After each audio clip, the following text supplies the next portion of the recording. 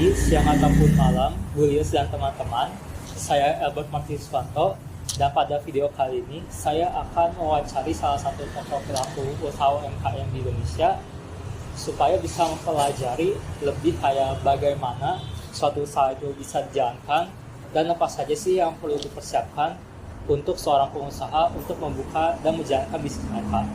Di sini kita sudah ada salah satu tokoh pelaku UMKM-nya. Sebelumnya Bapak bisa perkenalkan diri Bapak tidak? Dan apa sih usaha yang Bapak jalankan sampai sekarang? Oh iya, halo, saya dengan Michael. Saya menjalankan usaha warung nasi selera di Jalan Kebonjati 184. Terus saya baru memulai usaha ini sekitaran 3 bulan terakhir.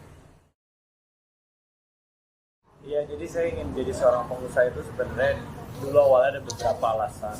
Itu salah satunya tuh saya ingin membuka lapangan pekerjaan. Karena saya dulu ada cita-cita, saya pengen kayak membuka sebanyak-banyaknya lapangan usaha, lapangan pekerjaan buat orang-orang banyak. Karena kan ya apalagi dengan kondisi saat ini mencari pekerjaan itu sulit. Jadi istilahnya hitung-hitung bisa bilang amalah itu sama orang-orang. Kemudian alasan keduanya juga karena saya tidak ingin selamanya jadi seorang karyawan, karena saya dulu pernah jadi seorang karyawan dan ya saya ngerasa itu bukan passion saya di situ. Saya lebih suka di interaksi dengan orang-orang baru seperti itu dan mencoba dengan hal-hal yang baru, inovatif.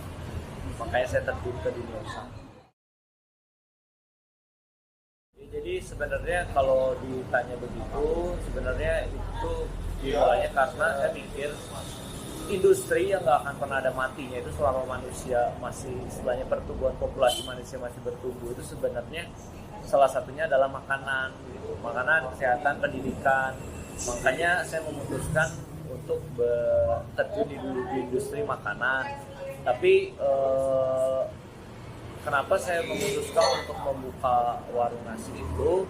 Karena saya itu berpikir ketika nemu lokasi ini apa sih kira-kira yang cocok buat mahasiswa sama karyawan tuh. Kan kalau mahasiswa dan karyawan itu pasti butuh kantin kan, makan siang segala macam. Ya walaupun di dalam udah banyak pesaing gitu, di sini kan warung nasi juga udah banyak, tapi ya itu tidak menyurutkan semangat saya juga sih ya. Namanya juga usaha, kita coba dulu lah. Tuh, kan kita nggak ada yang tahu kalau nggak coba.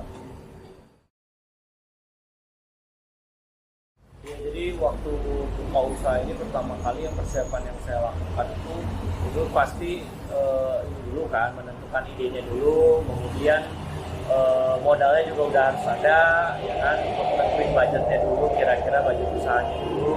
Kemudian kan saya harus menentukan lokasi usaha. Nah, kemudian setelah menemukan lokasi usaha, pasti kan konsep bisnisnya seperti apa, dan kemudian mencari SDM-nya, itu sih proses persiapannya.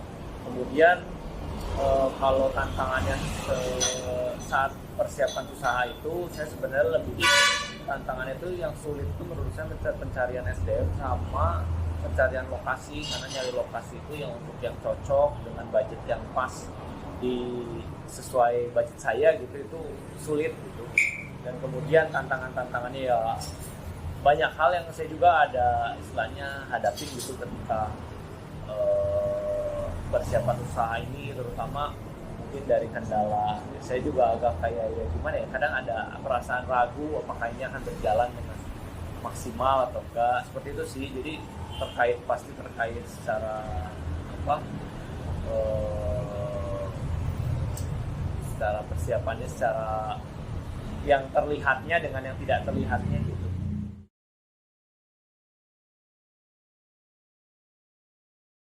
Jadi awalnya itu waktu nentuin menu itu, karena kan kita juga nggak tahu pasarnya seperti apa ya. Nah, karena kan kalau makanan seperti ini tuh kita harus lihat benar-benar pasarnya itu seperti apa, karena kan segmen pasarnya itu beda-beda tiap jenis makanan.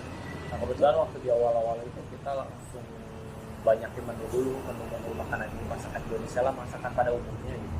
Cuma ternyata dari berjalannya waktu itu kita melihat ada beberapa kayak menu yang perlu dihilangkan, perlu ditiadakan karena tidak sesuai dengan segmen pasarnya.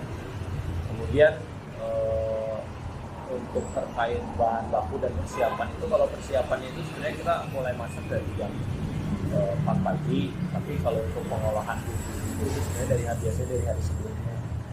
Kemudian kayak terkait stok segala macam kita biasanya cek sehari sebelumnya. Jadi kayak misalnya hari ini mau jualan, hari sebelumnya itu udah cek stok apakah untuk jualan besok stoknya masih bisa mencukupi atau tidak. Kemudian untuk bahan baku yang dapat itu dari pasar tradisional, karena kan harga pasar tradisional kan lebih murah dibanding jualan supermarket gitu. Karena kalau untuk pencarian supplier gitu selain pasar tradisional itu untuk saya sendiri itu tantangannya juga, karena agak sulit untuk cari supplier yang bisa diandalkan dan yang bisa menyediakan dalam kuantitas kecil, karena kendalanya itu supplier itu biasanya maunya pengiriman dalam kuantitas besar. Seperti itu.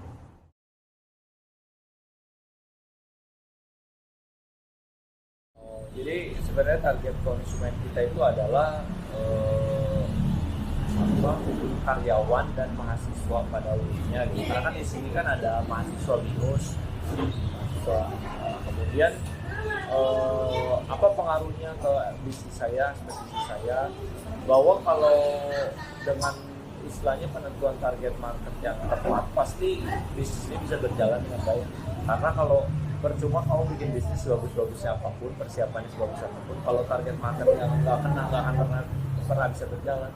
Seperti itu sih. Dan makanya sekarang saya strateginya mau nyediain kayak paket-paket khusus mahasiswa, untuk karyawan, biar target marketnya itu kena. Karena apalagi musim hujan kayak gini kan sulit kalau karyawan harus keluar dari kantor untuk mencari makanan itu karena hujan. Jadi saya mau menyediakan layanan pesan antar seperti itu.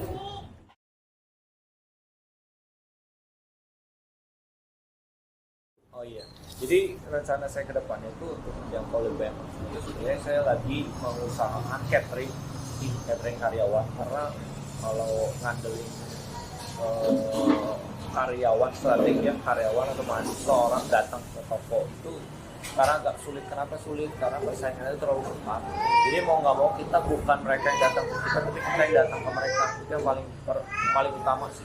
Karena customer itu kadang-kadang lebih suka kalau kita yang jemput bola, karena itu meningkatkan kayak rasa, oh ini orang mau jauh-jauh datang ke sini walaupun ditolak, walaupun apa dia tetap datang, dia tetap menawarkan, dia kembali, maksudnya dia pulang dengan tetap muka tersenyum. Itu tuh nilai yang mungkin belum tentu ada di tempat lain.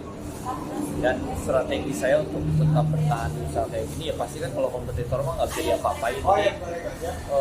Paling penting itu inovasi, kemudian strategi marketing yang tadi saya bilang. Sekarang saya mau mencoba melebar ke catering karena menurut saya itu bagus gitu, jadi saya mau coba itu.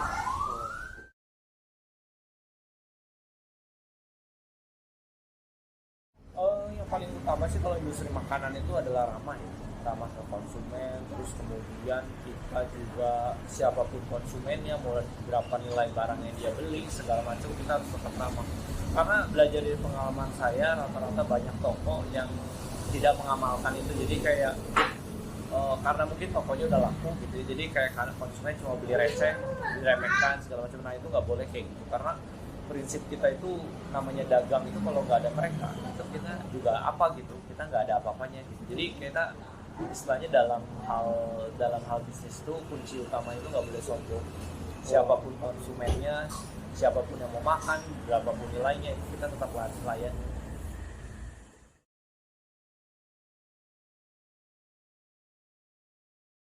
Jadi kalau untuk karyawan sih totalnya ada 2. Satunya itu yang bantu saya ini sebenarnya adik saya langsung, jadi kebetulan dia itu jadi bantu karena dia sebenarnya saya arahkan untuk jualan kopi di sini, karena sebelumnya dia roastery, jadi dia jualan minuman langsung di sini biar siapa tahu dapat pelanggan lagi nambah. Terus gimana cara perekrutannya? Saya waktu itu kebetulan rekrutnya dari sosial media. Itu biasanya orang-orang rata-rata sekarang kayak gitu sih. Karena susah kalau kita nggak punya kenalan, nggak punya relasi untuk nyari orang itu sulit. Apalagi sekarang orang lebih memilih kerja di luar negeri dibanding kerja di negeri sendiri. Jadi saya kebetulan dapat karyawan ini dari sosial media Facebook gitu. Dan setelah itu setelah ketemu saya undang datang, saya interview, kemudian kita tes food di sini. Oh oke, masakannya enak, kita coba.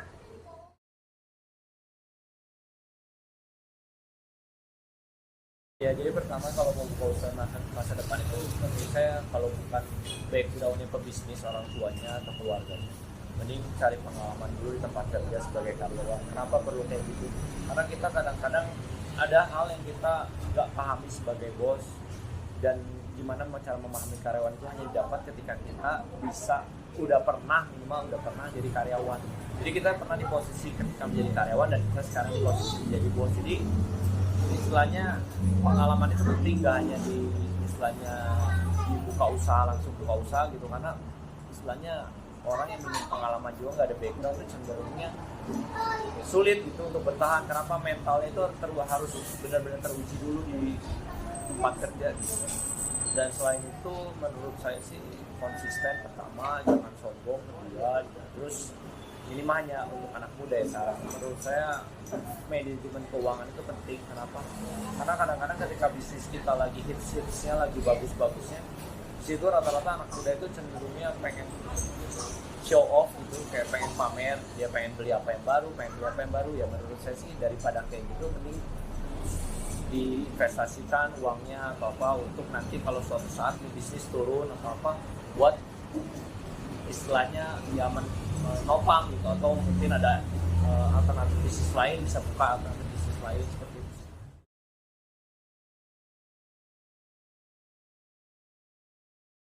Oke, baik Pak. Kalau seperti itu, kayaknya sudah sepertinya kayak pertanyaan-pertanyaan yang saya mau berikan kepada Bapak pada wawancara ini. Terima kasih Pak atas waktunya dan jawabannya yang telah Bapak berikan. Dan terima kasih juga bagi Bu Lies dan teman-teman yang telah meluangkan waktu mereka untuk menonton video ini sehingga tuntas. Semoga kita semua dapat belajar suatu hal yang baru dalam video ini, dan semoga untuk usaha Bapak sendiri semoga bisa berkembang pesat sehingga Bapak bisa berekspansi ke wilayah-wilayah lainnya. Iya. Terima kasih. Namun itu semua waktu yang kita punya untuk wawancara. Sekian, selamat pagi, siang ataupun malam penonton, dan sekali lagi terima kasih untuk waktunya.